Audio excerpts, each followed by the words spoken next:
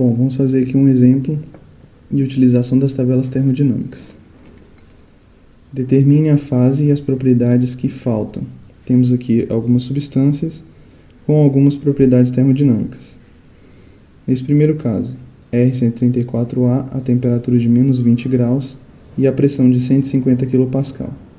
Falta determinar o volume específico e o título, se for aplicável.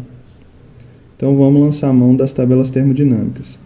Vamos partir da tabela termodinâmica de líquido-vapor saturado, que é a nossa referência. Então, pegamos a tabela do R134A, líquido-vapor saturado.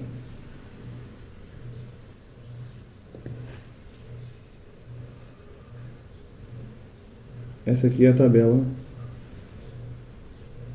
líquido-vapor saturado com entrada em pressão.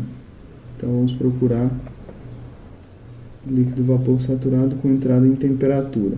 Olha aqui. Então, refrigerante 134A, líquido-vapor saturado com a coluna de entrada de temperatura. Então nós temos temperatura de menos 20 graus, vamos procurar aqui. Menos 20 graus. E a pressão saturada para menos 20 graus é 132,82 kPa, certo? Menos 20 graus, 132,82 kPa. Então estamos com a pressão ligeiramente mais alta que a pressão de saturação. Se eu tenho uma substância com a pressão mais alta que a pressão de saturação, isso quer dizer que ele está na região de líquido comprimido. A gente pode utilizar o gráfico TV para nos ajudar. Temos aqui o gráfico temperatura, volume específico do refrigerante R134A. Então, vamos supor que esse aqui seja a linha de pressão constante da pressão de saturação, que no caso é 132,82 kPa. Bom, a nossa pressão é um pouquinho acima dela, mas a nossa temperatura de saturação aqui, menos 20.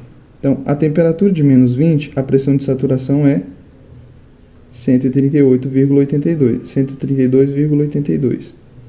Seria essa a pressão. Mas como nós estamos numa pressão um pouco mais alta, a de 150 kPa, eu cruzo a linha de temperatura de menos 20 com a linha de pressão de 150. Percebe que é um pouquinho para a esquerda. Ou seja, ela cai aqui na região de, para fora dessa região de saturação, que é a região de líquido comprimido.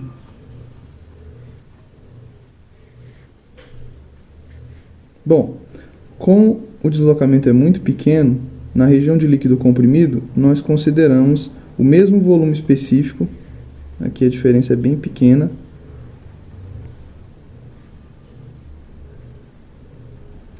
O mesmo volume específico da região de saturação, do líquido comprimido. Então nós voltamos na tabela e admitimos que o volume específico é o próprio volume de líquido saturado, porque a diferença é muito pequena. Então o volume específico é 0,0007362. Então completamos a nossa tabela, onde o volume específico é 0,07362. E como estamos na região de líquido comprimido, o título não se aplica.